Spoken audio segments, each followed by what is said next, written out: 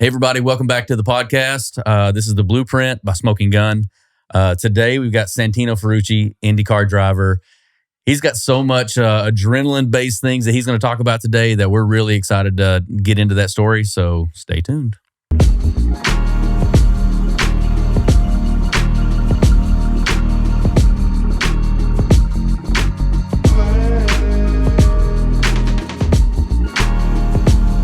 Santino, my man, thank you so much for coming today. What's going on, Brandon? I'm glad I can make it. I'm on summer break, man. So I'm here for 3 weeks. Summer break, what does that even mean? So we take off for the Olympics. So NBC, our TV producers, they go overseas. They're all in France. Nobody's out here filming any races. So the crews get off a week. We get off 3 weeks. Get to spend some time in Dallas. Yeah. Been enjoying the cold front, not going to lie. Yeah, man, this is crazy weather for July, right?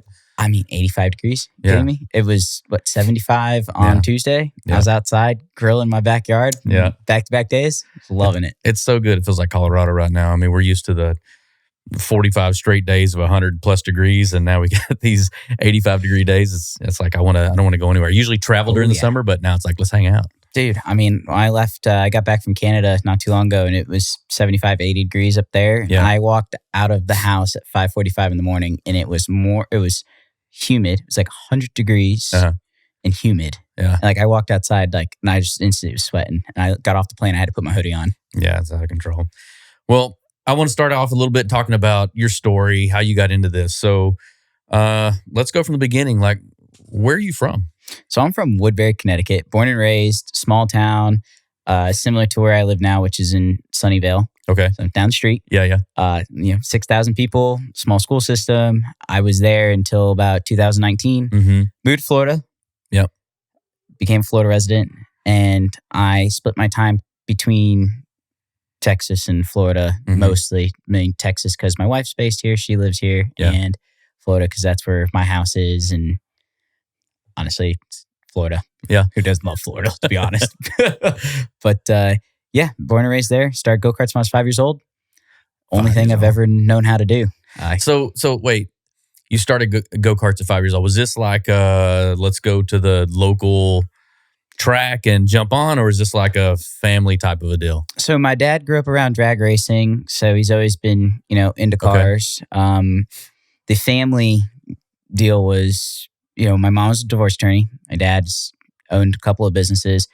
Took me on my 5th birthday up to the go-kart track to see if I'd like it. Absolutely fell in love. Speed demon freak. It's the only thing I was really ever good at. And they continued to, let me pursue my dreams. My dad ended up buying the go-kart track in upstate New York. Okay.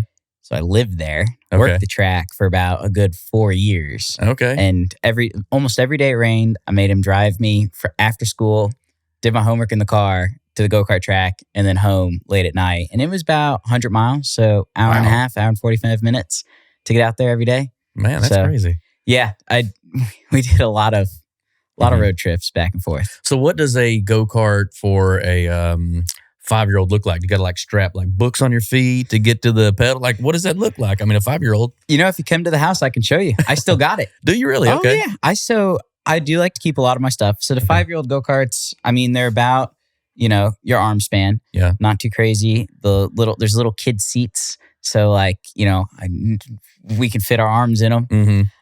They have a 50cc little motor. Mm-hmm. Makes 3-4 horsepower, about what the lawnmower does to get around. Yeah. They go about 25 miles an hour. Okay. Pretty good. And from there, they have categories that go up. So it's more age dependent than anything else. So from 5 to 7, you're in this little kid cart. 7 to 10, you're in a mini max. Mm-hmm. 10 to 14-ish, you're in what's called a junior. Mm-hmm. And then 15 and up, senior category. So technically, I'm 26. I'm still considered a senior. Okay.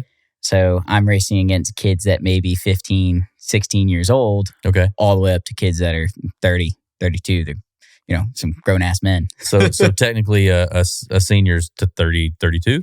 Yeah, I think it's 30, 32. Depends on the series. And then you have masters. Mm-hmm. So once you're 30 and above, it's a slightly higher weight. Mm-hmm. Same motors as senior, essentially. Just more fun for everybody that wants to go out. So Will Power, for example, someone I race an IndyCar with, he can run seniors if he wants because he's still obviously sharp as a tack. Yeah. But if he wants, to just go out and dominate and win, he'll probably go run Masters. That's crazy. So you started out when you were 5. You did this every day until at some point you thought, man, I'm really into this. Like, this is not just a hobby for me anymore. I really love this. At what point, like what age specifically did you think, I mean, not like every kid wants to be a baseball player when they grow up. Yeah. But when you thought this is it, and it really could be it. So when I was 8 and I was dominating, I'd won just about every championship you could in the United States. So I went over to you Europe. were, say that again, when you were 8? 8. Every I was already moved up into nearly the junior category. So I'd won enough to progress naturally, regardless of age. Right. I ended up going to Europe. I did really well. So thought I would have a career, but we kind of stopped due to money. So like karting, if you from middle class family, like you can afford to do some karting. I got very lucky with my parents. They were able to do actually own the kart track as a business. Yeah. And so I was actually going to stop when I was about 11 years old, 12 years old, because the difference between professional karting and the jump to cars was massive. Okay, like what does massive mean? So professional karting would be in Europe, like full calendar, winter series, all the way through. Back when I was doing it, was maybe 150,000 to go, and that's an insane amount of money to do go-kart racing. Right. Versus if you do it, I do it my own karting here locally at our local track, Dallas Karting Club. Yeah, go-karts $10,000 and cost me $400 every 3 days because tires and fuel. Yeah. So it's like not astronomical, but when you start doing all these big races and traveling across the world, it gets crazy. So we were going to stop because it was too expensive. Got lucky cleaning tires and windshields at Lime Rock Park. Okay. Met 2 guys that wanted to help me pursue my career. And once I got that going and I got overseas and into cars, that was the moment that, the goal of potentially Formula One was real. I wasn't even thinking IndyCar at this time. Okay. At my age, I was thinking Michael Schumacher, Formula One, all the way, Ferrari, you name it, and got pretty far. Okay. So got all the way up into test driving for Haas. Okay. Formula 2. I'd run every category. And then in 2018, we decided to make a switch about halfway through the year. One of the drivers in IndyCar got hurt, filled in and replaced for him. Did well and figured I'd, had a shot at running an IndyCar. Full time was a lot more realistic than Formula One. Right. And been there ever since. It's my 7th season. That's crazy. So it's quite the progression. It's funny because I know the gray hairs on my chin show up pretty heavily now, but watching you at the very beginning, you were a kid on a rally back in the day doing donuts in the parking lot. I was still in F2. Yeah. I was in GP2. Yeah. This was before I'd even thought about IndyCar. Yeah. So so now to see the progression of everything and how long that, man. It's been more than 7 years, dude. Time's flying, dog. It's been, man, that was 2016? Yeah, crazy. Oh, crazy. So for the layman out there, right? So there's a lot of car guys out there that want to know some details that we're going to get into in a little bit. Oh, yeah. But explain the difference between both open wheel, between Indy and F1, F2. So your junior categories, basically everything from Formula Ford up to IndyCar, which is going to be your highest level besides Formula One. Formula One's its own thing. They're all spec chassis. So every manufacturer, so for example, Formula Ford might be a Van Diemen. So for everybody that's watching that maybe dabbled in a little bit of Formula cars back in the 80s, 90s, they probably owned a Van Diemen. Still the same thing today. Okay. 2 chassis, 4-speed H, little motor. Now, the F3 cars, the GP2, the F2, all of that, they're all chassis made by Dallara or Tatis, and they're all carbon fiber monocoques. They are all the same across the grid. There's no discrepancy in the bodywork, in the monocoque, in the tires, the wheels. It's what we call a spec series. Okay. IndyCar is a spec series asterisks because we get 2 engine manufacturers. Okay. So could be open to more. You never know where it's going to go. We're also a hybrid series, which is cool. We're one of 2 between us and Formula One. Yeah. Formula One is where things start to change. Okay. So IndyCar operational cost, 1 car a year is about $8 million for the team. Wow, that's incredible. Formula One is about 75. That's crazy. So there's your jump. So that's the global. And F1, their cars, every team has a different car. They completely build their own chassis, floors, monocoques, suspension, gearbox. Everything from those cars, team to team, is completely different, completely custom. No spec. Okay. They have, I want to say, Honda, Mercedes, Ferrari. Who am I missing for engine manufacturers? Maybe one more. Blanking, maybe 4 or 5 engine manufacturers in there. Versus us, we have 2. Right. So all of that budget and everything that they use basically gets thrown out at the end of the year, and then they go into a new car for the next season. So versus we keep using the same car. I was going to say that blows my mind. If you got $75 million that you're putting into a car, it's a pretty good car. Let's say you're winning. That's a year. Yeah. Let's say you're winning and you're doing well, right? You have the championship car. You're going to swap that out and do something brand new the next year? So you learn with your advancements of aero testing. So those cars are the most technologically advanced when it comes to aero mapping. So when you look at a airplane, what it takes to make it fly, basically the Formula One car is that on steroids. Our cars are very simple. IndyCar is super simple. Okay. Where we outshine Formula One is dampers and suspension. We are by far ahead of the curve to anybody else because we're restricted with aero. Aero is how you make easy grip. Yeah. And plant the car to the track. Yeah. It's easy money, easy time. Since we can't do that, our suspension's open. So it's the only thing that we can change on the car. Team to team. It's the only thing that's different is the shock. And shocks are about yay big. And you have teams, we also don't have a budget cap. So when I say 75 million, that's their cap. They can't go over. For us, it costs 8 million to run the car. So that is start, little bit of development through the year, little bit of 7-post, crash damage, new parts, tires, fuel, everything, people, done. Now, if you want to go on top of that and develop dampers, you can. So a team like Penske, Ganassi, they spend maybe 20, 25 million a year just on a damper program to get the newest, latest, and greatest. Right. Technology is always advancing. So that's how they can spend money. Versus us at Foyt, we're just operational. We're pure, our development's more on a smaller scale. It's more for Indy. Yeah.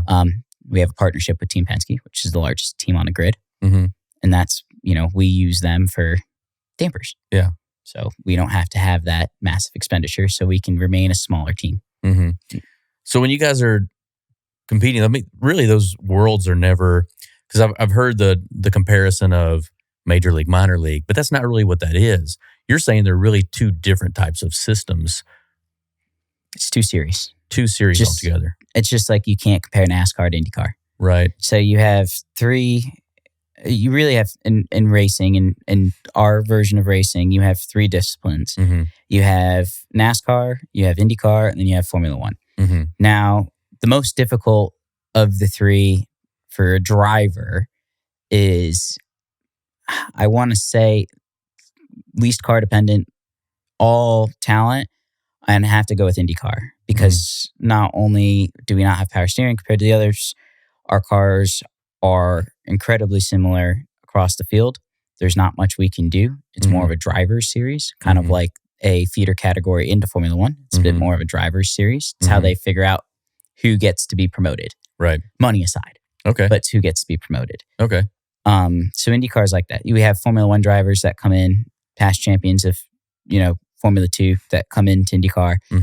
And, we eat their lunch money, occasionally. Right. Sometimes they're really good. Certain disciplines, we're also very diverse series. We do short ovals. We do the super speedway at Indy. Yeah. We do street courses. Right. And we do road courses. Yeah. We're the only one to do really everything like that. NASCAR's close.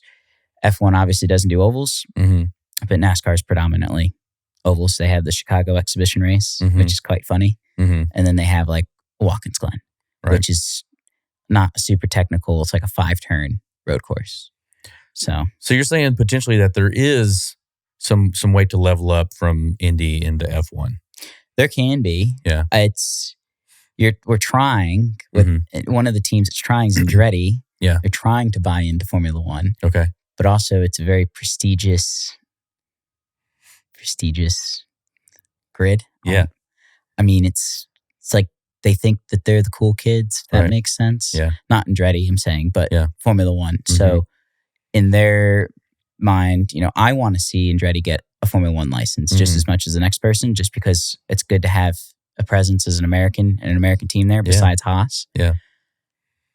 And they keep denying them due to political reasons, which I think is funny because they think it's going to dilute the series. Mhm. I don't know how a driver, you have some big name, your biggest name drivers in the world are Mario Andretti, AJ Foyt, Michael Schumacher. Mm-hmm. You won't let Mario Andretti have a team who competed and is basically won in every discipline because you think that the name's going to dilute the series. Mm. I would almost argue to say that Andretti is bigger than Formula One in America. Yeah. Just the name. Right. Of course. So it's a household name. Yeah. Versus Formula One, people might not. I hear Formula One, I think of Ferrari. Right. So, or Mario. Or Mario, yeah. Mm-hmm. It's funny, like you start to see all of these tracks and everything start to pop up in the U.S., right? Yeah. And the popularity from over there is madness, I say over there is across the pond. Yeah. Right? Now you come over to this side and it's not been the same. I mean, across the U.S., NASCAR, Indy, those things have been big, right? But, F1 is trying to grab some of the ground that's on the side on this. They have a distinct market. You're not going to have your right. NASCAR fan that's on the inside of Talladega, right. Shirt off, beers, keg stands, whole 9 yards, show up at a Formula One race. Right. Also, where they price themselves is kind of, go to Talladega. It probably doesn't cost much. I mean, I'd like to go to Talladega because you're going more for the party, for the ambiance, for the fun of watching some V8s rip around. Formula One's a party. You can never see the track. Uh-huh. They're trying to hit a niche market here in the States. That's why they race in Miami. Mm-hmm. They race in Vegas. They race in Austin. Mm-hmm. So it's kind of funny. They have 3 Grand Prix now. Right. The Austin Grand Prix, when it first came out, you couldn't pay people to go to that event. Right. Because no one knew what F1 was. The reason why F1's big here is because of Netflix. Right. It has nothing to do with anything other than Netflix. Yeah. Because COVID happened. People got bored, went, what's this? Yeah. And boom, massive explosion, which is awesome because it grows our sport. Because people that want to go watch open wheel racing and can't afford to fly to Europe or, spend $10,000 on Paddock Club passes to go watch Formula One in Vegas, they can come watch our sport for $50, $100. You can get a sweet ticket for $250 at some places and go sit in air conditioned, drink all the beer you want and have food. I mean, tell me that's not. That is very feasible to do. Yeah, and we race 17 times. Yeah. And we have everything that you want. We're almost in every market with the exception of the Northeast. Yeah, I was very impressed. Like I've been to several of your races. But very impressed with like the Indy 500 we went to. Man, that was so over the top. Like from the Snake Pit and the music festival that's going on at the same time. And they have no idea there's a race happening. Zero idea what's going on with that, right? And then it's just lapping around the outside the entire time, right? And so we were in the stands. We'd go to the Snake Pit.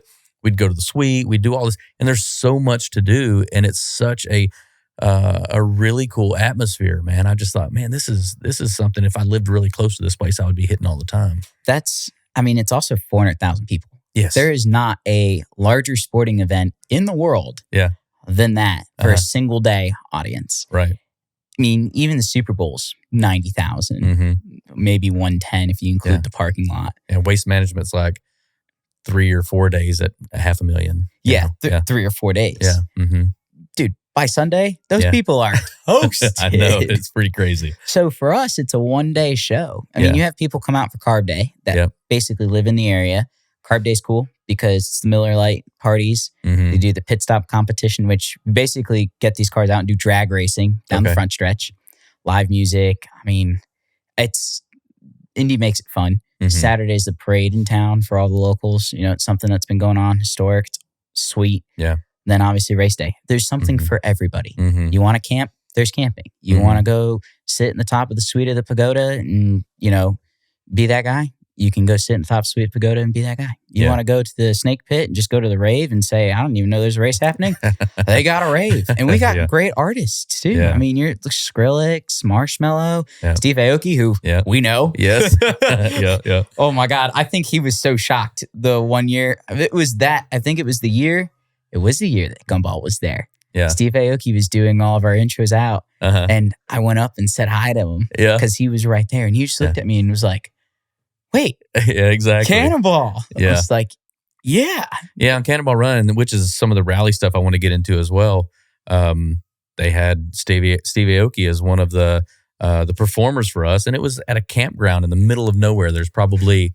I mean, this guy does $100,000 people, 50,000 people in his concerts. And here we are, 100 of us. Did he throw cake? Yeah, he threw cake and hit one person standing out there. I'm on stage with him. You know, we're dancing around. We were all up whatever. there. Yeah. It's like, it was crazy. I mean, there was what?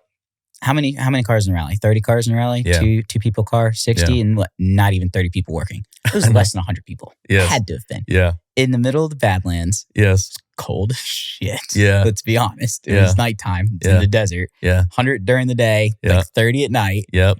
That was still, to this day, one of the coolest experiences as like someone that travels that I've ever done. And we'd all had too much to drink. We're all out there in the middle of nowhere. We're all just going bananas because of the situation we're in. Just like... Didn't we stay there for a day? Yeah. That's crazy. They had homemade breakfast in their house for us. Yeah. Like, I remember just also driving up the side of the mountain. Yeah. Like that massive steep gravel road. Yeah. Like they were going to pick us up in 4x4s. Mm-hmm. And we were just, all of us looked at ours and we were like, hey, we think our cars will make it. Well, do you remember I had the orange McLaren at that one? And they took it out for a test drive to get the drone footage of it going down the side of the deal. And we had some alcohol that we had bought and put in the trunk, which is in the hood, you know, The for frunk. people that don't know, the frunk. And so we had that in there because it was so hot during the day that it was all the beer was getting hot. So we stuck that in there. Well, somebody came and grabbed the keys and took it while we didn't know, right? And so they start driving and they're going behind one of those vehicles that's giving some of the footage. And as they start to pick up speed, wind catches under the hood and throws it up, breaks it off its hinges, smashes our windshield. Needless to say, I had to find another ride the rest of the way because that one was destroyed. Whose car was that? That was one of the owners of one of the companies that I worked for that we had talked into letting us borrow it just for I was like, man, it'll be fine. We're going to need some new tires and probably some brakes, but everything's going to be fine. So this was also before McLaren was putting the hood latch safeties in. Yes. Too. Because that was their first car, the MP412C. Yeah. What a great car that is. Too. That thing was a rocket ship. I'm telling you, I've taken a lot of cars on a lot of rallies, and that one specifically just felt like you had total control the entire time, and it felt like it had unlimited power. Dude, I had just gotten my Z06 at the time. That was a lot of fun to take out there. Yeah. We had some fun speeds on some closed roads. Mm-hmm. What's the top speed that you've ever hit in public area? In public area. Well, for IndyCar, it'd be 244. Okay. For a road car, actually, I was not driving for this one. Okay. Of all things. I was sitting passenger to one of my engineers that's currently on my team now. This guy's, I mean, he's like Einstein with the 500 car. Yeah. We were going through, I'd been hauling the mail. We were coming back from a test in 19. We'd switched. We were going through Bowling Green, Kentucky, the land of Corvettes. Yeah. And I'm on my phone. I'm sitting there. And all of a sudden, I hear whoop, whoop, whoop, whoop, whoop, whoop, whoop. I'm sitting there. What the hell is that noise? And I look up and I can see the plexiglass roof of this vet just going like flexing. And I'm like, oh crap. I look over at the speedometer. We're hitting like 190 something down one of these hills. Yep. I'm just going, that's quick in a road car, man. Yes. Because I mean, that thing will cruise at 160. Cruise. Yep. past 160, I had the big spoilers on the back, the canards on the front. Like, it's a Corvette. Yeah. I mean, it's still it's not the C8s. I got to drive one of those, planted. Yeah. Makes a lot of downforce. The C7, it's like it's not like throwing a brick through the air like the Hellcat. Right. But once it hits about 180, that thing starts to it's taking a minute. So we must be going for a while. But I couldn't believe it. But that's probably the fastest I've been in a road car. I have not been over 200 in a road car. We went one of the rallies, Cannonball. We took a 911 twin turbo, and I hit 190 in it, and I was feeling really good about myself until my co-pilot switched with me, and we were in California. And when you're going through those oil fields, we were coming out of a mountain, and it was just as straight as you could see for as long as you could see. And we were coming out, and he looked at me and he goes, "I'm gonna go for it." I said, "You're gonna beat me?" And he goes, "Yeah." And he stepped on it, and we got coming down that mountain, and we were going straight as you could see. And he hit. I was watching it. It went 190, 192, 194, 196, 197, and I'm sitting here thinking, one pebble. We hit one pebble and we're gone. Like, we hit one pothole we can't see and it's over. Things happen so fast in a road car at that speed. 197, 198, 199, and he goes, "I'm doing it." And I was like, oh my gosh. 200, hits it. And then he goes, "One more." And he hit 201 and he goes, "Ooh," and then we slowed way down. And I was just sitting there thinking, like, dude, if a jackrabbit comes out at that point, I mean, we're toast. Dude, that's why I like driving a truck. Yeah, exactly. Because my truck, it tops out at 99. Yeah. Like, I'll go to Houston all the time, and I'll just this is what blows me away with Texas, right? We're just in a caravan of like 20 cars, right? We'll come down this hill, like, you're just kind of sitting there chilling, and I'll just go, like, what the heck is that? Look down, 99. And I'm getting left. Like, what is going on here? This is Texas. Yeah. But dude, I've been passed at 210, 215 before. That's crazy. I was in Canada on the rally we were on together, the last one we were doing. Rally to give. Dan the man in that F8 Tributo, man. Dude, I was in an RSQ8, which is a Urus, or however you want to put it for most people. But man, that thing boogied. Yeah. It's fun.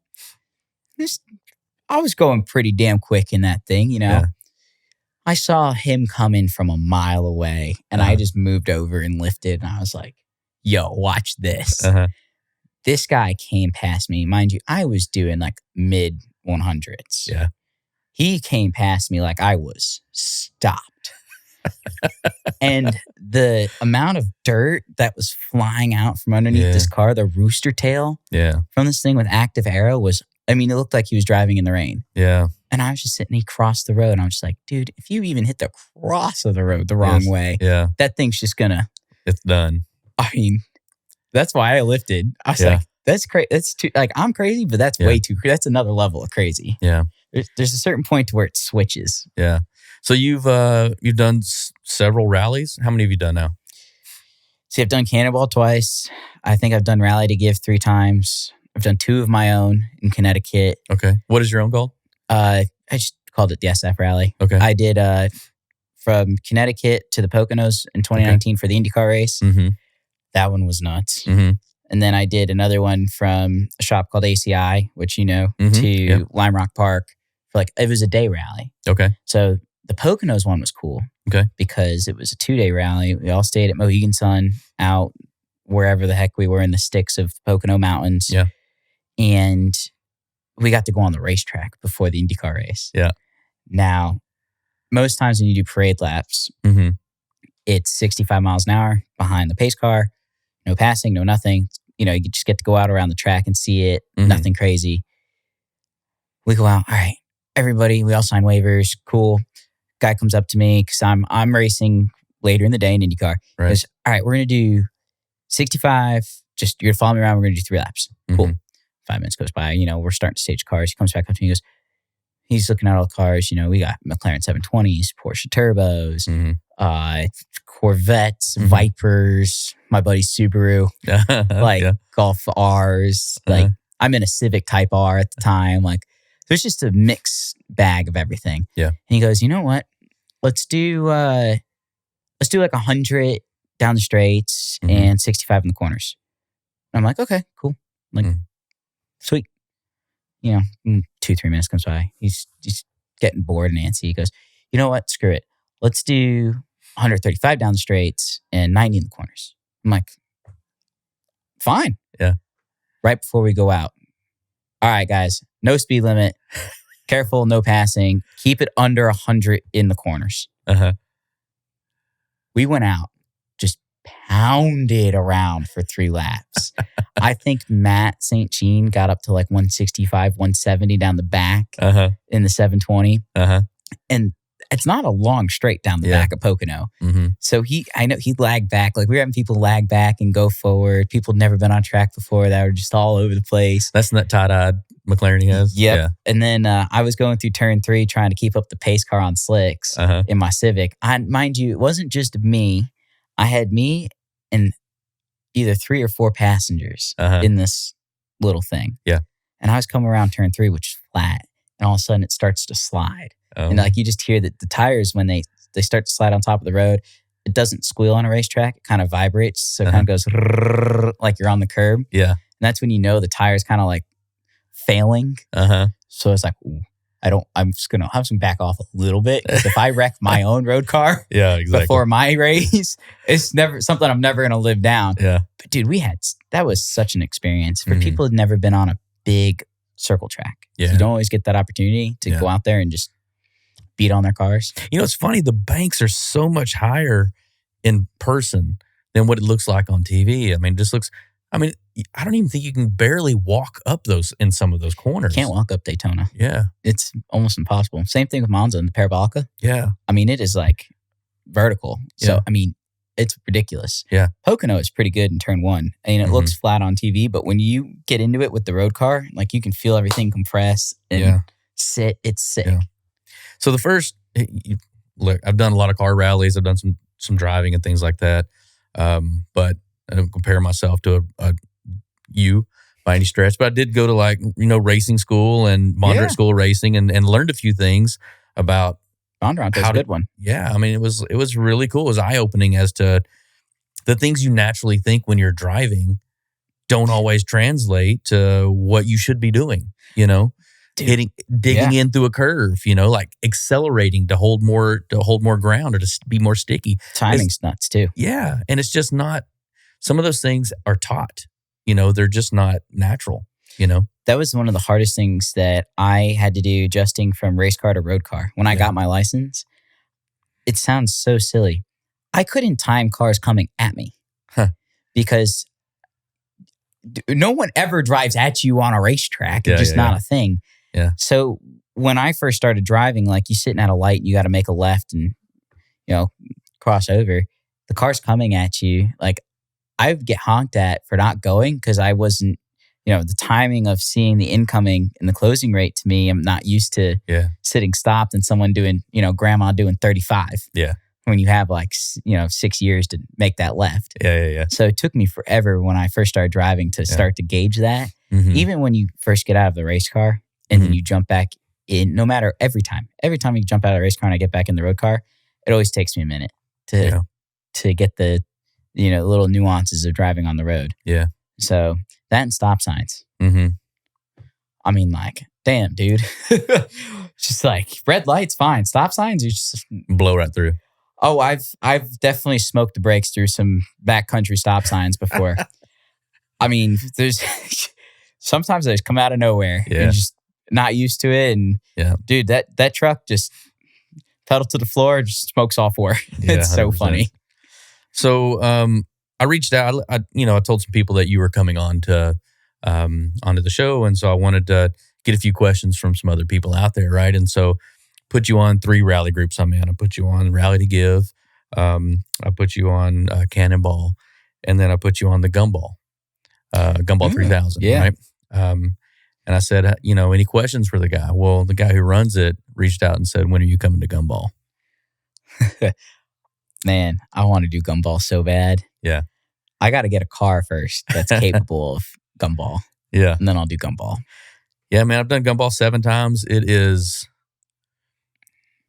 a marathon. I mean, it is, there's comfort to it. I mean, you're driving between 8 and 14 hours a day, sometimes even 18 for a couple of the legs that we did.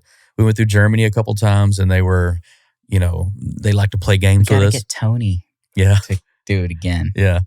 And so driving through all those different areas like that, Germany doesn't like you. So they misdirected us all over the place. So, Shocker. Yeah, so it's definitely an experience. You need to have the correct car for sure.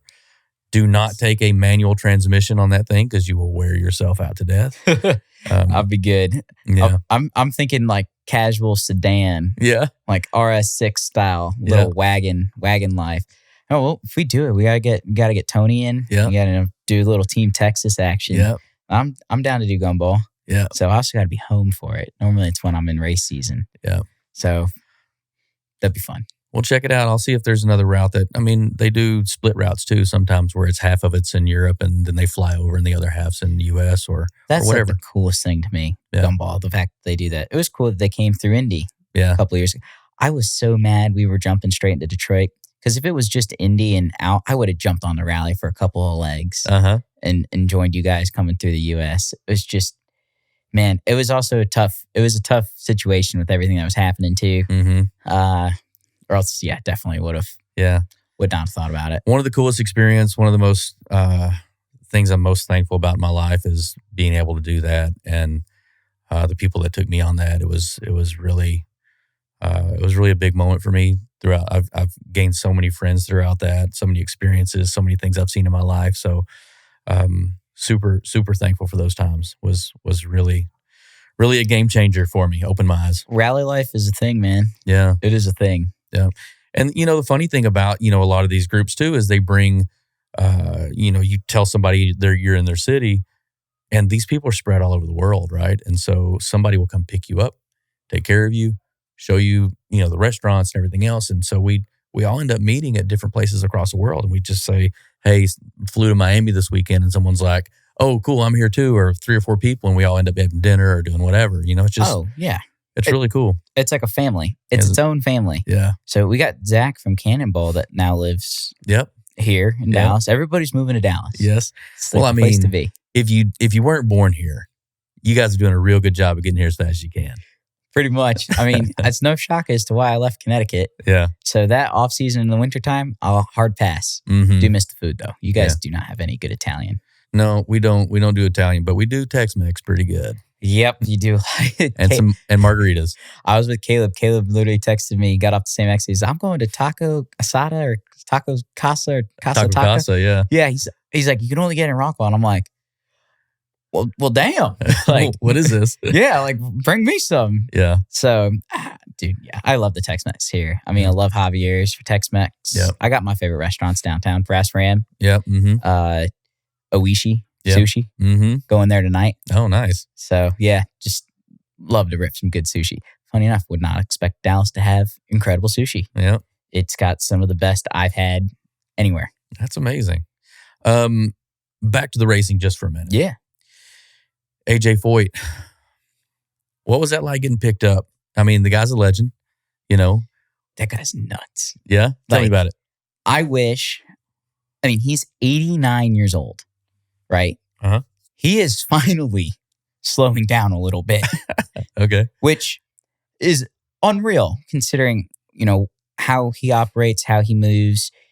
I wish I would have known him maybe like 15 years earlier just to kind of like get a gist of what his full throttle was. Yeah, full throttle AJ was. I mean, man,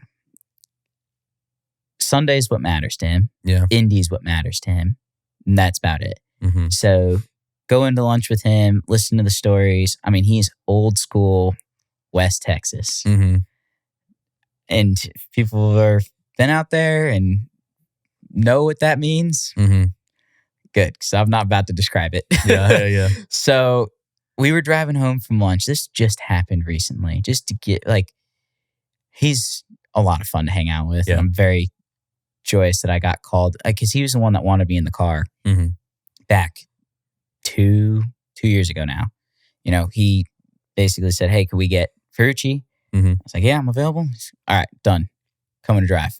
It's like, sweet. Driving the 14 for AJ Foyt, which is awesome. Nearly won the 500. Yeah. Our first year in the car. Not as lucky this year, but we've been much better throughout the championship. And so listening and spending time with him in Houston, I drive down to Houston to go visit their shop once a week normally. We were coming home from lunch. He knows I like guns. I carry all the time. It's like a big, I've been carrying since I was able to in Connecticut. Got to Florida and I was like, whoa, you guys can have everything. And Texas is the same way. Yeah. So I got a wide variety, but not a big collection, but I got a little bit of everything. Yeah. We're driving back. He knows I like guns because I first did my seat fit, pulled my pistol out to get in the car and put it on the table and all that stuff.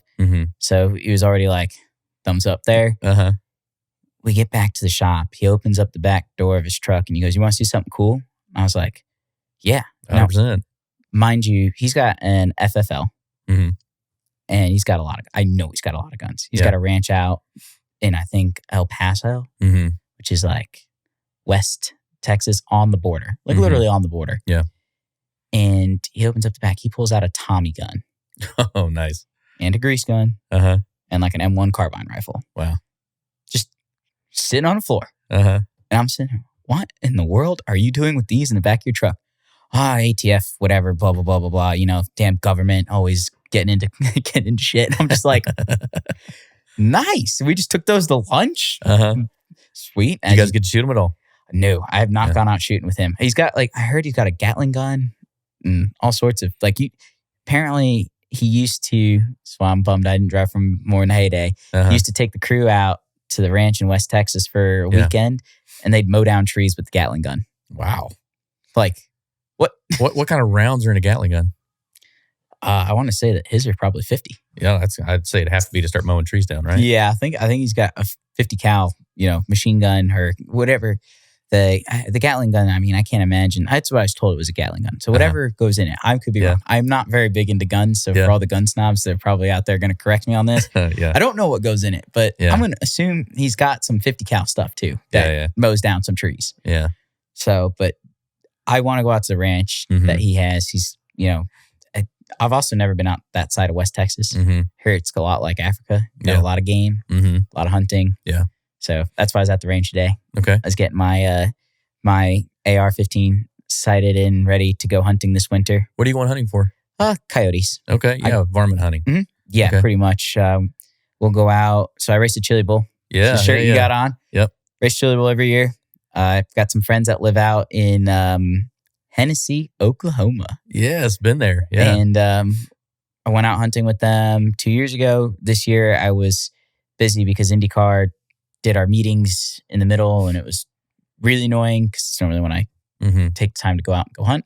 Yeah. So I didn't get to go last year. So sighted in all my stuff just now with our boy Caleb. Yeah. Much better shot than I am. Kind of jealous. He's been doing it for a hot minute. Yeah. We were raised with this accent. Yeah, I'm sure. So every time he gets in with the scope, he's trying to qualify with my little, 10-inch barrel AR at 100 yards for the long range with a 1-to-6 power. Yeah. Which at 100 yards, 1-to-6 power, like the qualification is 2 inches by 2 inches. Is there a pattern or just got to hit it? Just a diamond pattern that you got to hit. And he put 2 on the line and 1 in, which is pretty damn good. And the guy was like, they all need to be inside, not on the line. And we're also shooting cheap 5.56, nothing. Yeah. Nothing nice. Yeah. So, and it was pretty windy out there. That's crazy. So, but yeah, no, it'll be fun. I mean, on top of all the racing and the AJ Foyt stuff and going to hunt, I mean, it's like a whole inclusive deal. Yeah. Being out here. So not only can he shoot, he can shoot the camera like he shoots a gun. Yeah. So tell me a little bit about this. So this is going to go into kind of marketing yourself. Once you got into, starting to level up, at what point did you say, man, I've got to get my brand built? Probably when you get into Formula cars. You start building your brand, start building who you are, your persona. I was a little late to the game. Europe, they control everything that you say, you do, your social media. It's like total, kind of like what we're going through today. Like you kind of see the media control. This is nothing. Like it's still free speech, free country. I can get on Twitter and say whatever the hell I want. You can get on Twitter, say whatever the hell you want. Whether people see it or not, different story. Over there, they take your phones. They lock you out of your accounts. If you don't say anything that helps their narrative in racing, you get instantly slapped with like a $50,000 fine. Wow. So it's like, and you can lose your license. Wow. So they literally dangle, and hold you over there. So every time I came back home, I was like, freedom. Like just, it's nice. Yeah.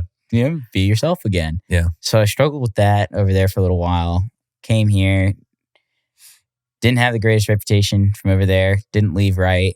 Another story for another day. Plenty of that out there if people find it. Yeah. But did a podcast on what happened back when I came into the sport with a guy named Marshall Pruitt. I have no idea. Maybe in 2018 I did something about what happened and why I left. But coming here, finding your own person, being true to myself.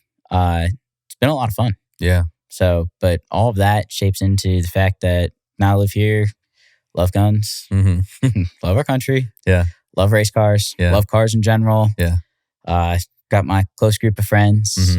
I'm probably the most edgy character in IndyCar at the moment. Not by default, but just by nature. By nature. Yeah. But I think that also because I am the way I am, I have a lot of fans. Because I'm a very, normal person. Yeah. I feel like I'm very normal. Yeah. So when you started to build your brand, you wanted to put that persona out. Yeah. Right? That, just everyday kind of dude. And what did that mean? Is that like, are you taking this to the level of I've got to build a website and social media and like what does that really mean? What does marketing mean to someone that's going to step into your? So I have a website. Okay. Keep it updated for it's old school, right? So for old school fans, especially Edgy foot racing, got a lot of those. So my social media is honestly, if I could get rid of social media, I would. Yeah. I hate it. Yeah. Hate it. Yeah. Waste my time on it every day, like everybody else. Don't like posting on it. I run everything myself, so I know if it's done correctly. I make mistakes. Yeah, I am human on social media. Like God knows, but I very much try to. My image is American, basically Americana. It's I'm out here. I post the fact that I was out the range today. Yeah. I was at the go-kart track. Posted it was a go-kart track yesterday. I kind of just go... DKC user. Yeah. Kevin Ads, we had him on. He owns DKC, and we had him on a couple weeks ago. Great place. Yeah. And I love it. it's just, I'm not going to sit there and I also don't, as you tell, I talk a lot. So I have opinions and I make them known. Yeah. So political opinions are completely different. I try to leave as much as that out of sports as we can. Because in my opinion, sports isn't the place. Yeah. You want to go into politics, become a politician. Yeah. Sports are sports. Yeah. So I believe in what's right for sports. Yeah. And I do believe that there's some things that are wrong for sports. Racing is very straightforward. Here's your race car. Here's another guy. That's a competitor. Another driver. Yeah. Does everything that I can do. And what separates us is small things out of the car. How you have a lot of reserved characters. A lot of them have big sponsors. A couple of the big ones that come to mind, and you see DHL, global brand. Hitachi, global brand. PPG, Gallagher Insurance, Verizon. Sorry, I'm listing a lot of Penske stuff. Trying to think of who else is out there. PNC Bank, Hy-Vee. Like you have a lot of massive brands that are very, aligned with what's going on. Then you have sponsors like Good Ranchers. I follow Good Ranchers on social media. They are comical. And then you have, you have those types of sponsors. I've had a small personal deal at one point with FIMS. It's where I have all my firearms. Deals with F3 Energy, who, companies owned by a couple of cool dudes like Rampage Jackson. Mm-hmm. That guy's wild. Yeah. And then I have Freedom Alliance work with, and you have Homes for Troops, ABC Supply. Yeah. You have all different everything. Right. And most of my sponsors that I work with are sponsoring me because they like me as a person. I also do a lot. I go to a lot of companies, do a lot of handshaking. Webco, for example, Oklahoma brand. Go to all their plants, tour all their factories. All great people. Super, super tight knit. You're meeting people that have been working there for 35, 40 years. Yeah. Unreal. All fall dirt racing. That's why I do dirt racing. Yeah. So it's your image and your brand can also be associated with who sponsors you. Yeah. So for me, being as more conservative per se, I have slightly more conservative brands, more open, for example. I have worked with brands like David Yurman, very, very different, but we're pushing a men's line. And what better way to push a men's line than racing? What dude that's into cars, into guns, also doesn't like a little bit of jewelry? Yep, 100%. So, stuff like that. So you're just pairing up with people that you feel kind of fall in line with who you are as a human and the things that you like, right? Yeah, it's not necessarily on beliefs. Right. It's who I am as a person. Yeah.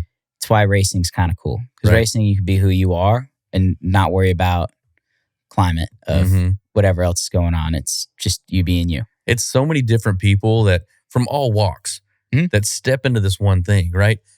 And I just remember, hearing the sound of the cars, right? Just it's so, I don't know, mesmerizing. It just kind of locks you in once you start to hear the sound of some of those things. And every dude out there is just like, mouth watering over these certain things, right? And so racing is an all-inclusive sport, man. They got something for everybody. Yeah.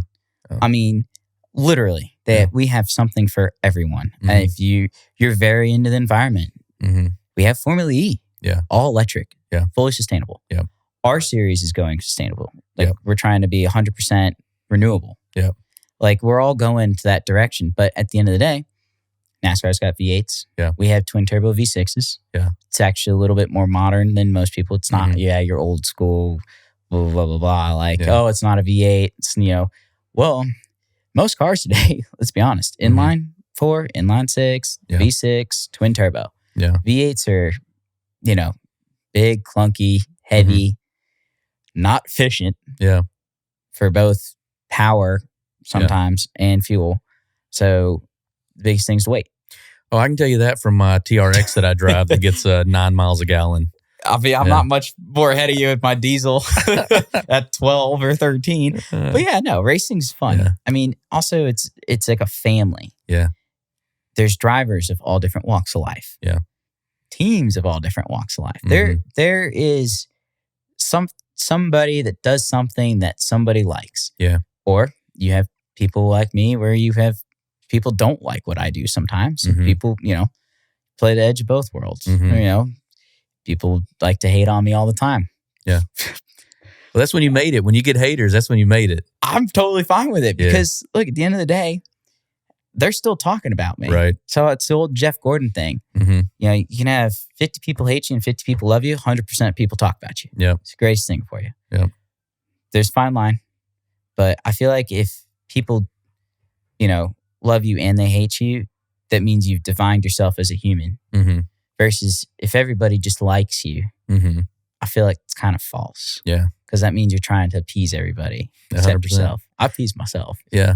So it's either. That's a great point. That's a line that I walk myself, I do a lot of things. There's things about me that I don't share with the world, right? Just because I don't want the heat from some of those things, right?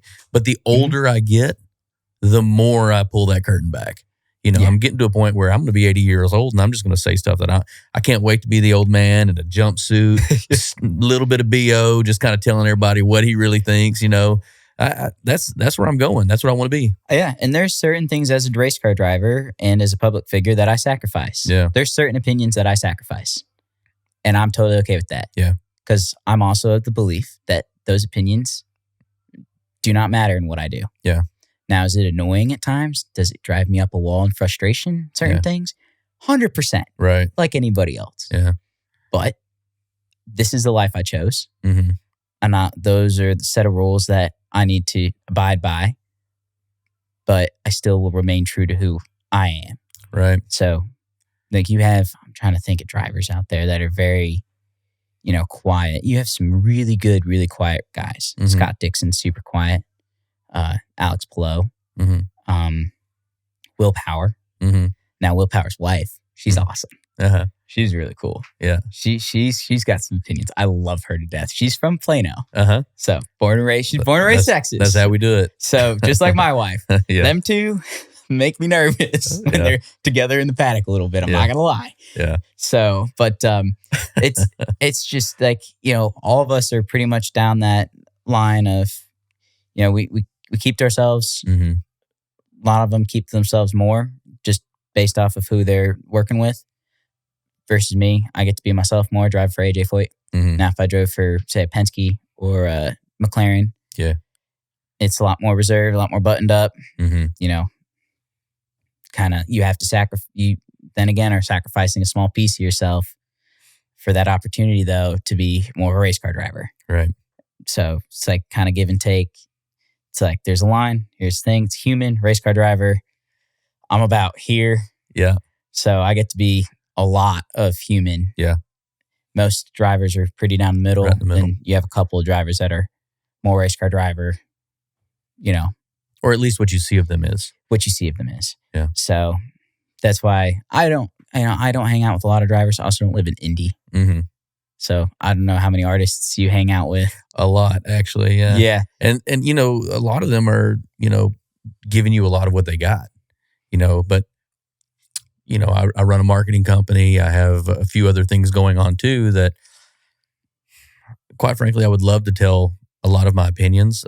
Some of our people here hear some of them sometimes, but it's like, it's not worth burning a bridge for something for me just to vocalize something I got to say sometimes. Now, like I say, the filter slowly is coming off the older I get, but that's kind of the way that goes. No. But that's just part of it. I mean, you're picking and choosing, what you show. And what do they say? Like, social media ain't real, And so I try to be, I never lie on social media. I'll never say something that's not the absolute truth. I just don't know that I'll give you everything that I've got, The most controversial thing I've posted on social media lately was a picture of me in Chicago that Caleb took in front of Trump Tower. Okay. Right before his assassination attempt too, which is nuts for anything that's ever happened. That post, it was honestly where we were on the Riverwalk. It could have been any place for whatever. It was just a cool photo at the end of the day. Like if you swipe through, they're all cool photos. We were all on that specific side of the Riverwalk because there's no people there. Yeah. So it looks cool. Yeah. So could I have cropped it out? Sure. But that building is also pretty iconic in Chicago itself. It's literally in the center. Yeah. It's not, I'm not saying anything about it. I've also met my handful of cool people. Yeah. Some vice presidents and stuff of different terms. Anytime you get to meet someone that's that high up too, in my belief, no matter where you are, is sick. Yeah. Because it is such a unique opportunity. Yeah. Wouldn't matter. So, but that's about as crazy as it'll get for me. But for the most part, man, I try to walk down that line's really narrow, really thin. Yeah. I do my best. Sometimes I tip side to side. Yeah. Not great at it. Didn't do a great job in Detroit this year with it. Totally made some mistakes and some but that's comments. real too, right? Yeah, it was. Yeah. Yes. A little hot out of the car. Yeah. Spoke my mind. Yeah. I didn't mean it in any way of the sense that I said anything. Yeah. But I said it. That was the problem. I didn't mean to say it. Now, I talked to both the drivers afterwards, cleared the air with everybody. Was upset with myself that I did something like that. It's not who I want to be. It's not who I am. But at the end of the day, like I said, it's back to that line. Yeah. I'm not perfect. So I'm still learning. Yeah. Doing my best. So Yeah, that reflection of like when you do something that's well outside of your skill set or well outside of who you really believe you are. Look, man, I've done a lot of dumb stuff, and thank the good Lord that the police weren't around for many times in my life. But you know, you learn from those, hopefully, right? And when you do get caught, you do get, thrown out, you got to go, you know what? Own it. This one's on me. Yeah, that's the thing is like, I feel like when I make mistakes, and certain people, when they make mistakes, they own their mistakes. Mhm. Like I said that. I Yeah. didn't mean to say that. Yeah. That's my bad. You have certain people that say stuff and I hate when people backpedal and then try to justify something that Yeah. they know is wrong. Yeah, 100%. Or they blame somebody else for, Yep. because that happened this year too. Mm-hmm. Literally the following weekend, a comment was made in racing that just, what I hate, because the reporter I knew well, great guy, Mm-hmm. great guy. And it's always very clear when you're when you're an athlete, it's always very clear when you're on air versus when you're off air. Yeah. Settings are different. You're in your seat, you get off the car and someone's holding a mic to your face. Yeah. I think that's pretty fair. Yeah. When you're at a dinner with some of these guys Yeah. and you're just kind of like bullshitting around having a drink, Mm-hmm. different setting. Yeah. But so I was really annoyed about how that was handled, because that was backpedaled and defended when it was just flat out. Shouldn't have happened. Should have never, like, yeah, get it. You said that. We know what you meant. Yeah. But I gave you this access. You misuse this access. yeah, You won't get this access again. Yeah. But as a driver, like I said, we're supposed to hold ourselves to a higher standard. We make mistakes when we interview. Mm-hmm. Like I said, that red mist is Mm-hmm. a daunting thing, man. Mm-hmm. Because I mean, the amount of adrenaline that, and when you get out of these cars too, you're dehydrated, you're hungry. Your heart rate's at 200 for 2 hours. Yeah. In a stressful situation.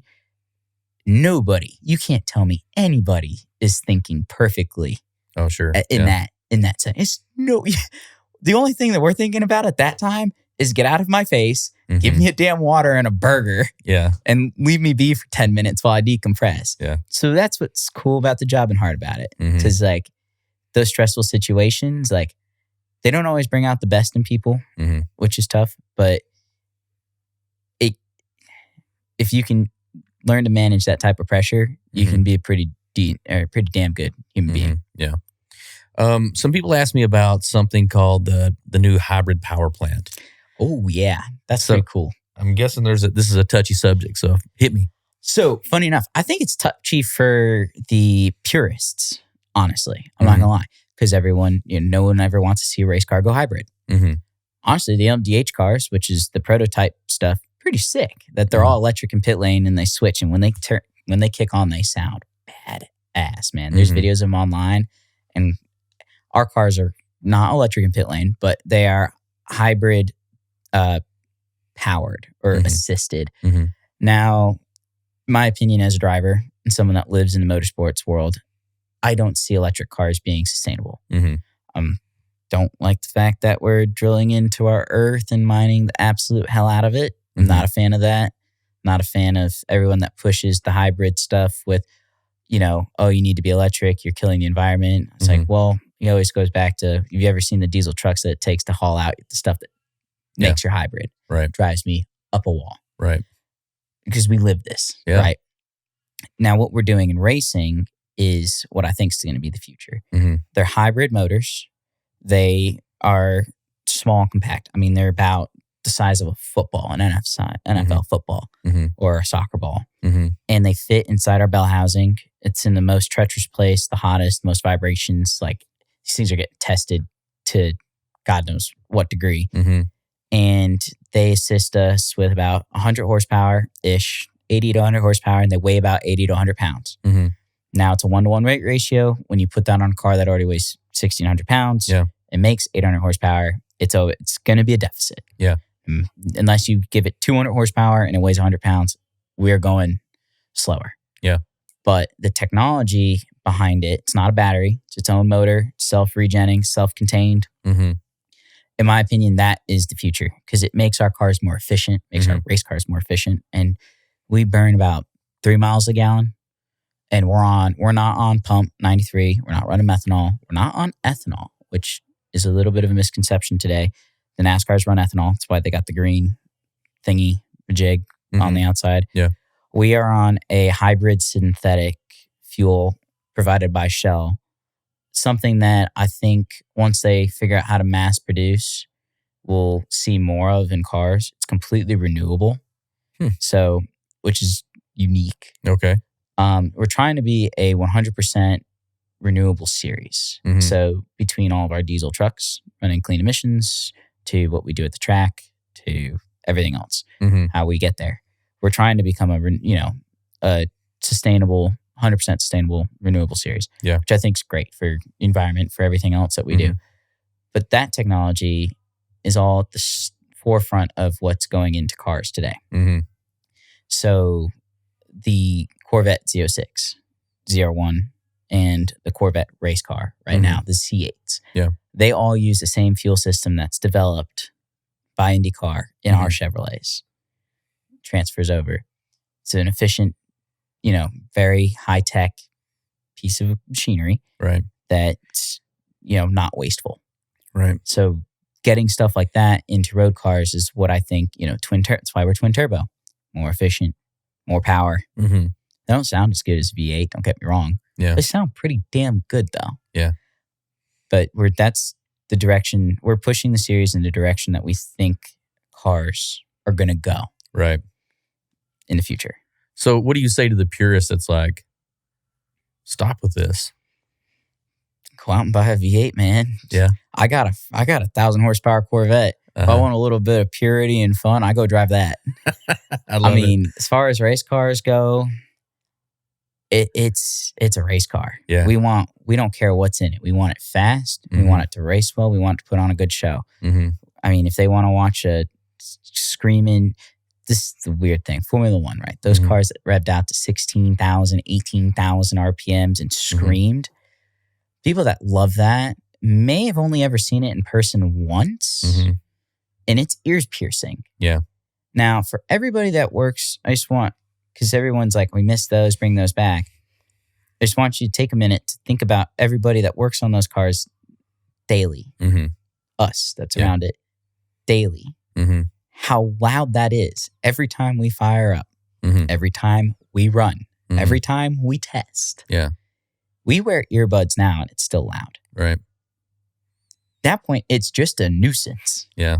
To us. And so we, as much as it's not as fun for the purists that come out once a year to see it, for us as a paddock, we're happier with what we have. Right. Just because it's livable. Yeah. Like, that's why. That's why I don't really care for it's cool to drive. Those cars still exist. Yeah. We can go out and drive them. Yeah. McLaren, Formula One, they do show demos all the time. Red Bull, show demos all the time. Yeah. They got those engines in them. You can go see them rip. Yeah. But for daily solution, I like what we have. Yeah. So I'm super thankful you're here today because watching over the weekend, I was unsure if you were going to be here this weekend when I saw what had happened. So on one of the group chats I was in, I just see a picture of your car straight up in the air with the wheels, horizontal versus vertical, or vertical to the ground versus horizontal to the ground. So talk to me about that. What was that like? That was pretty intense. Now, I'm going to take it. Most people in this country have seen Talladega Nights. If you haven't, go watch Talladega Nights. Yeah.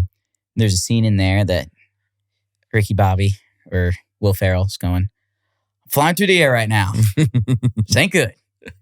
So something along those lines. I never saw Pato. That's the guy I hit. He's a good friend of mine. Never saw him. I saw the 30 car kind of get a little squirrely, and then I just hit Pato like 80 miles an hour. Yeah. Now, could there have been things to avoid this? Questionably. Could IndyCar have thrown the yellow 8 seconds earlier? Probably. I don't know. I'm not in race control. It's not my job. We have spotters. They can't see that corner because of the trees. It's blind. Just kind of unfortunate. Things we are thankful for, aero screen. A lot of people hated that thing when it came out. Not a purist. It's no longer it's still an open cockpit, but it's a purist thing. You know how many drivers probably would have died from the invention of that to now? Mm-hmm. It's like almost an alarming rate that may not have survived. Yeah. One of which is Romain Grosjean. Mm-hmm. Went through a guardrail. Yeah. I probably would have decapitated Pato. Yeah. Like I full on front wing chopped the aero screen. Yeah. But dude, when you're flying through the air like that and the car is sideways, it's weird because it happens in slow motion. And then when you land, I took a wing and a tire to the head. So it was a 30G impact. Wow. Yeah.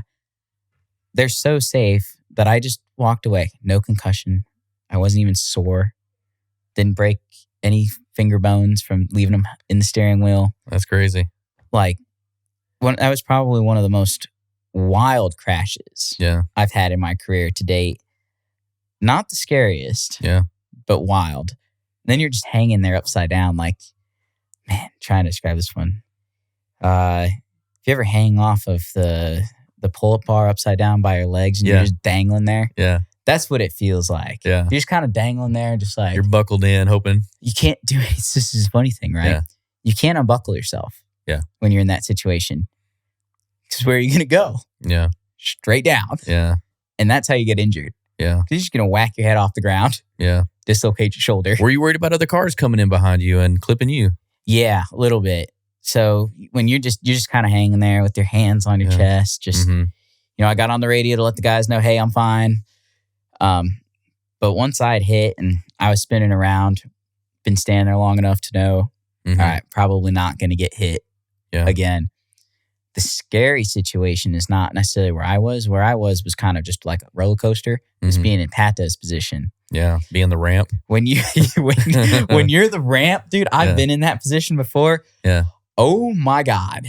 Yeah. Because you're just sitting there with your back against the wall, watching these cars come through at ungodly amounts of speed, just going, I'm going to get hit. I'm going to get hit. I'm going to get hit. And then when you get hit, because like I never saw him. Yeah. So like I never like jumped, like I never tensed up. Like I just turned, hit the wheel. I was flying through the air and just went, oh shit. Yeah. He's sitting there going, oh shit, I'm getting nailed. Yeah. Here so they he's come. fully flinching. Like you can watch him flinch and it's nuts. Yeah. I watched a video that was directly over the top of your head. So I'm watching you drive, that whole thing. You see what I see. Yeah. He comes out of nowhere. Just like that. Like here's this ramp in front of you and it's like, boom. Yeah. Here's your 0.2 seconds to react. Yeah. Not happening. No. And so the one thing I see was, what was your arm that came out like this? What was it that went? It was like a hose or what was that? So that's the air cooling channel. Okay. So that thing got disconnected and went flying forward. Okay. And then it got yanked off by the rear wing. But dude, after that, I posted that on Instagram because one, for safety. Yeah. And two, people are, you get people that are like, well, how does a race car driver not avoid someone that's been sitting in the wall for 7 seconds? Yeah. Right? Mm-hmm. That's what I would think. I see that accident. I'd be like, well, he's a professional. Yeah. How do you not avoid that? Mm-hmm. So let me show you what I saw. Yeah, exactly. I saw nothing. Mm-hmm. And then I grinded the fence like I was Tony Hawk, man. Yeah. And then came back down off the bowl.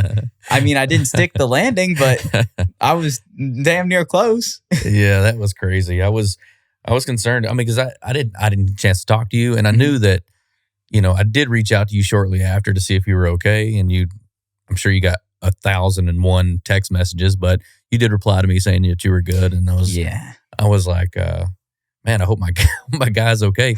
Not just for this. I mean, this is nothing we do this a million times over down the line, but it gave me fear watching somebody that I saw somebody that was a friend of mine sitting in a cockpit doing something. I just genuinely felt like nervous for them, So I've had, I want to say 3 or 4. I've had 4 really big wrecks in the last, 2021, 3 years. Yeah. I want to say I wrecked at Indy at the speedway at 220. I hit the wall backwards at 220 miles an hour, broke my fibula, limped out of the hospital, got in the car the next day. Didn't think twice about it. Mm-hmm. Hit the wall at Detroit at about 100 miles an hour, concrete wall, like full on, almost, 45-degree angle, just crushed the car. Yeah. Didn't do wonders for my leg since that was 2 weeks later. That was already broken. Yeah. It hurt more. Yeah. I flipped the Chili Bowl car sky high into the fence a few years ago. Yeah. That gave me a concussion. And then I had that wreck in Toronto. All 4 of those wrecks, which are all some of the biggest of my career, not one was my wife present. Oh. So the only thing that I thought of when I stopped was, she's going to kill me. Because now that I'm good and I'm alive, I know that she's like losing it. Yeah. And I don't have access to my phone. I don't have access to anything else. I know she doesn't listen to the radio. The Toronto race is not televised in the United States. First chance I got on TV. I'm fine. Yeah. I'll call you in a minute. Do you have somebody in the pit crew that when you radio and go, guys, I'm good? Is somebody in charge of like hitting the wife up real quick? Like, he's fine. Yeah, my PR person, Marie. Okay. So she'll do that. So she'll listen to the radio. You know, they get to hear that I'm fine. Like, I came on the radio multiple times saying, look, I'm fine. I'm totally fine. Yeah. Nothing's wrong. Like, you know. Yeah. Just get me out of here. Yeah. And we'll be good. So, which is helpful because they immediately let her know, hey, good.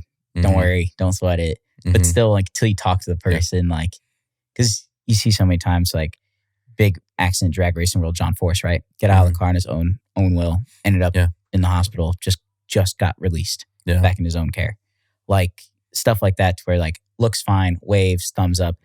Dude, Stingray, my teammate, took a helicopter ride in Iowa. That was a big wreck. Yeah. Stingrays aren't meant to fly that high. Yeah. But they medevaced him to the hospital. Like, just safety precaution. I mean, because when you hit a certain amount of G, it's the internals, which you can't see, that gets you. So they only have so many tools at the track. You got him up, got out. Dude, I got to pay for my helicopter ride on my honeymoon coming up. Yeah. That guy got one. Right, mine was going to the hospital. But still, I've never even been up in a helicopter. Well, I know Zach's got one. Yeah, I was gonna say we know a guy. We know a guy. It's not on my bucket list of things to do. Let's be honest. Yeah. I want to go hella skiing. Yeah, helicopters are a little squirrely to me, man. They just like, I don't know, get a wind shear or something that tail swings right. And I know these guys that fly them feel pretty confident in them. Marble on a stick. Yeah. If I can't do it, nope. Well, I'm just sitting here thinking like Kobe Bryant, you know, dude, that dude had everything. So I know. And that was over real quick. Yep. Helicopters and prop planes, man. Yep. 2 things I don't mess with. Yeah. I want to get my pilot's license. Yeah.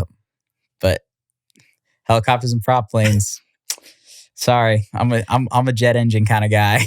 So talk to me about, you know, you do all these really high-end races across, like the Indy's a show, right?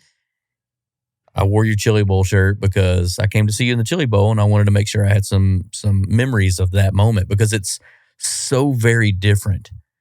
And then to see somebody who, and you can talk about the other drivers who go make it big out somewhere and come back to this. What is Chili Bowl and why do people experience it and why do people come back? Oh, man. So for me, it's the 1 week a year that I can be an old school race car driver. What I mean by that is I go out every night, drink, have fun, you know, except for the night that I drive the next day, obviously. Yeah. But like you're going out, drinking with the boys, you know, with all the crew out there with like the likes of Kyle Larson, Christopher Bell, Chase Briscoe, you know, all these big dirt racers, David Gravel, you know, these guys are like big time names in that sport. And then you have a couple IndyCar drivers that come and attempt. I'm probably one of the few that's continued to do it. I think it's fun. Yeah. But I got nothing going on in January. Yeah. Tulsa is a 4-hour drive. Yeah. Basically, it's an excuse to take a boys' trip every year. We road trip it up there. Yeah. We get 2 hotel rooms. 4 or 5 of us, you know, blow up mattress, couple queen beds, and we party. We party. We eat well. We party. We, you know, we'll go out, shoot guns during the day or something like that because there's nothing to do basically from 9 till 2 o'clock. Yeah. So you're just up there, and then you're out. It's back to basics. Night. Yeah. It's old school. Yeah. So talk about the track. What's the difference? For people that know what Chili Bowl is, what's the difference? It's a dirt track, and what kind of cars are on this? So Chili Bowl is, we race them in what's called a dirt midget. So for people that don't know what a dirt midget is, It's a tube chassis. Most of the tubes are made by Webco, which is a sponsor of mine, with an inline 4-cylinder engine that makes 450 horsepower. These things weigh about 550 pounds. So the power to weight ratio is about as 1-to-1 as it's going to get for modern day cars, with the exception of a sprint car. So these things pick up from 0 to 60 faster than the IndyCar ever will on dirt.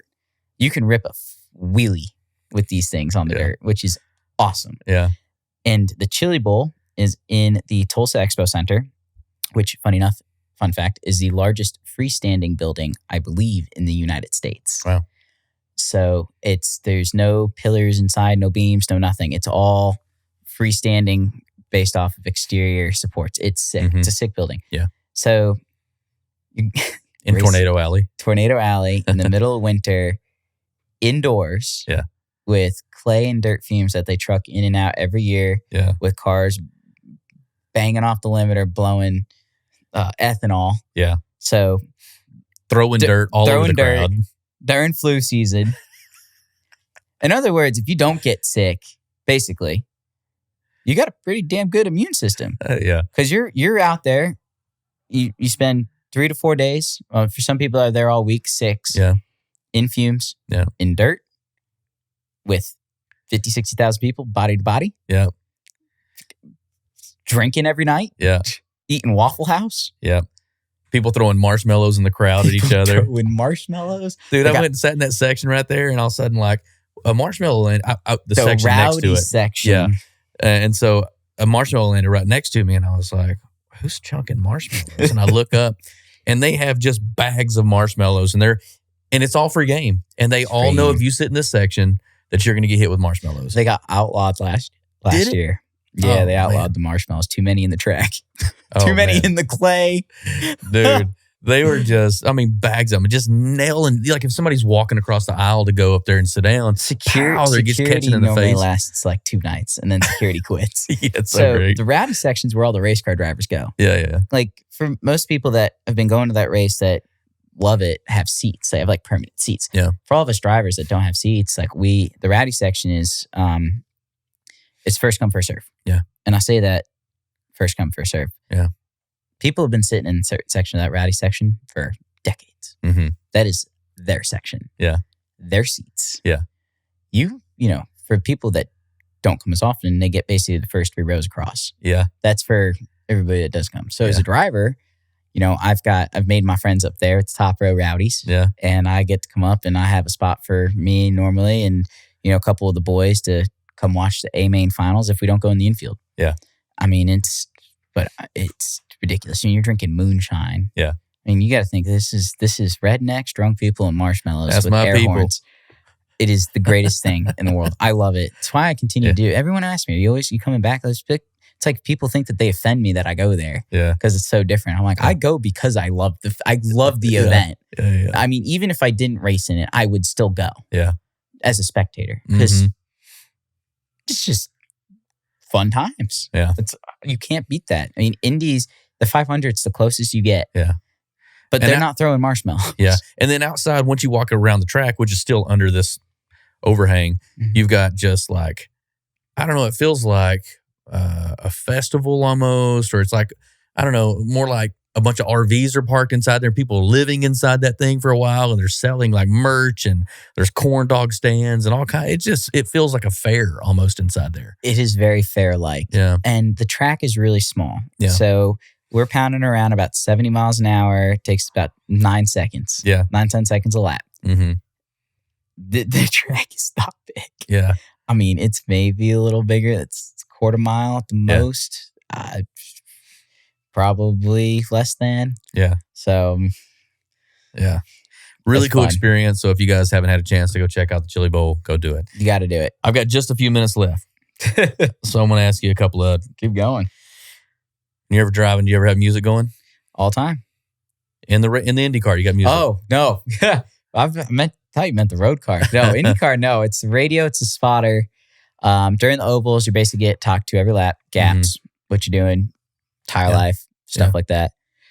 Trust me, if I could be listening to music. One earbud in? I would be all for it. Trust me, it'd be so much better. What kind of music do you listen to? Everything but country. Okay. Who you listen to right now? Right now, I'm actually letting Spotify DJ. That's cool, man. I really like that too. Yeah, because I get. Because right now I'm kind of between everything, and right now it's giving me a little bit of everything. So, but right now I'm not in a set mood. Yeah. Was in a lot of rock and roll.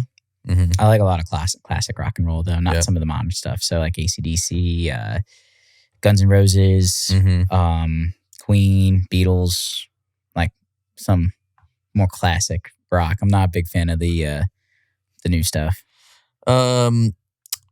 Wine, whiskey, or beer? Wine. I can't drink whiskey or bourbon. Tell me about it. Kills me. It's so sad. It doesn't sit in my stomach. Okay. Same thing with beer. I cannot drink a half a beer to save my life. Okay. I like start burping and get bloated. I get bloated so fast, which I don't mind the taste of beer. Yeah. I just feel full. I physically just can't drink it. Are you a vodka Red Bull guy? You seem like, because you're an adrenaline junkie, you seem like. I'm a vodka soda guy. Yeah, there it is. Very basic. I'll do vodka. I rip vodka. I rip a lot of vodka if I'm going out and I know it's going to be a long night. I'm on vodka. If I'm going out and it's dinner with the boys and it's short and sweet, it's tequila. Okay. But I like cigars. Big cigar guy. Yeah.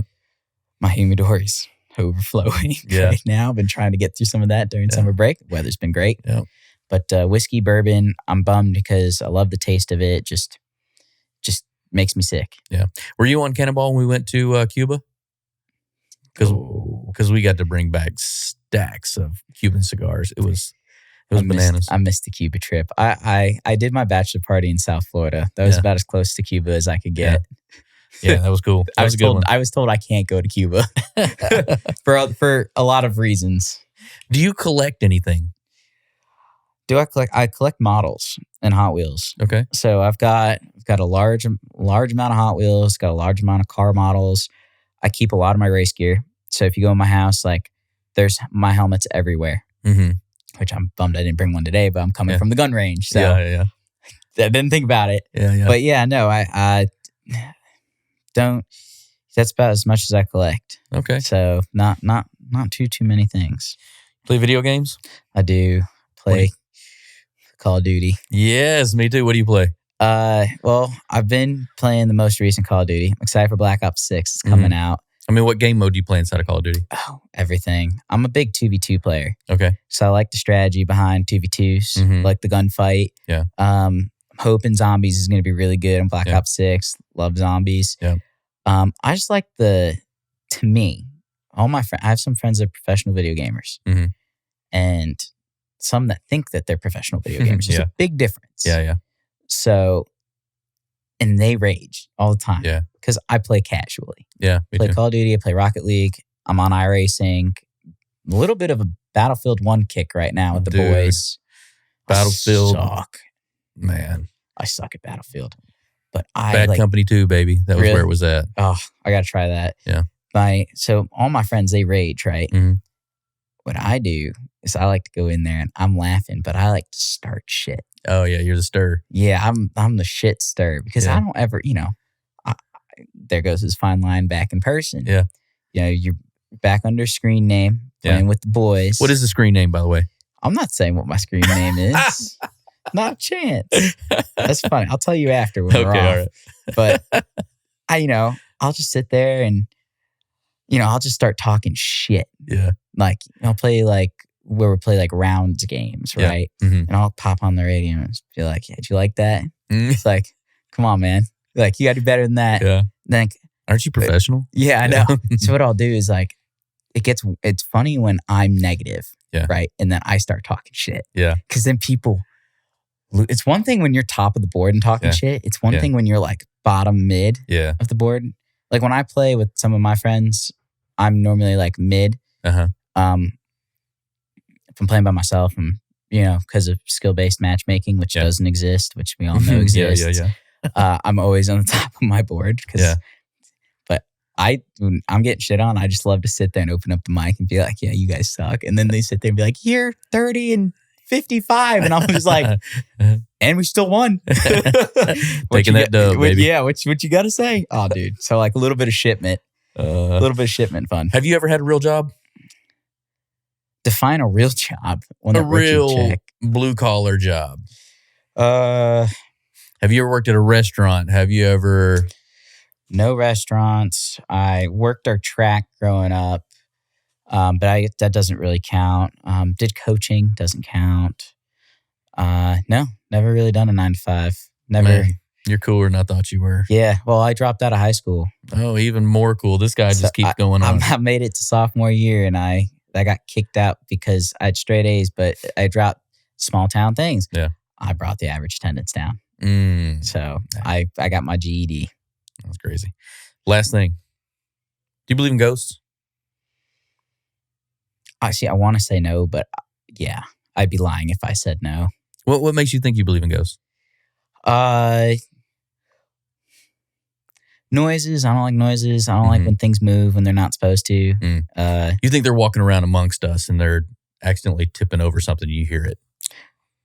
I do think so. I think that things are haunted. I believe that things are haunted. Like I don't believe in the whole haunted house thing when you go to the carnival. I think that's all sound effects. It's BS. You go to real haunted houses and stuff and it's eerie. Like I hated my basement growing up. Yeah. So this is what I did. I used to I not lock myself in my basement. I have a simulator, a full blown simulator in my house. Yeah. I put it in my basement and sat down there for hours playing video games in the dark basement just so I can get over it because I hate the dark. Yeah. But yeah, no, I definitely believe in ghosts.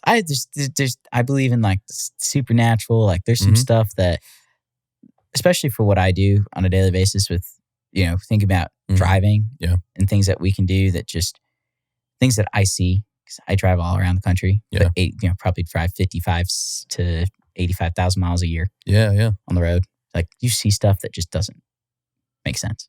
I mean, there's too many things that have happened across the world for so many other people to have these views of what they feel about life and death for there not to be something out there that someone's caught on in these different places. Like, do you believe in aliens?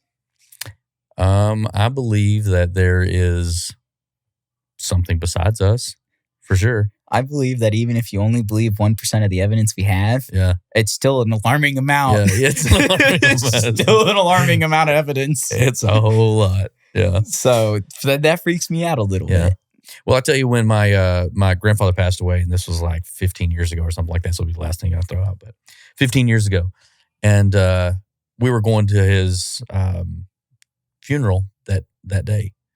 And then so afterwards we were going to meet at somebody. So we passed back by the cemetery where he was at. Well, my son at the time was 3 years old.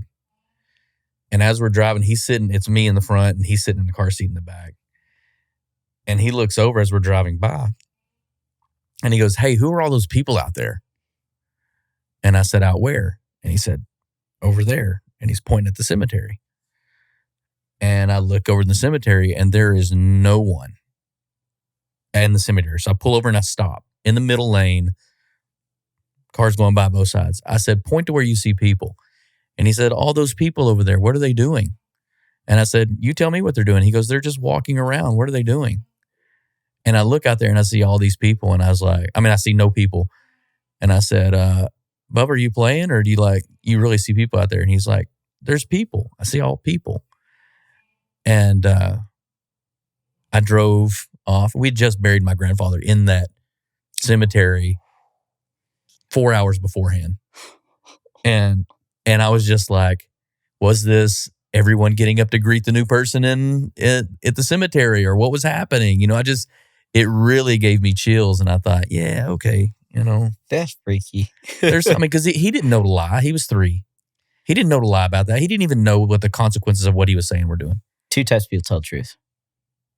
Kids, drunk people. Yeah, 100%. Can't tell me anything else.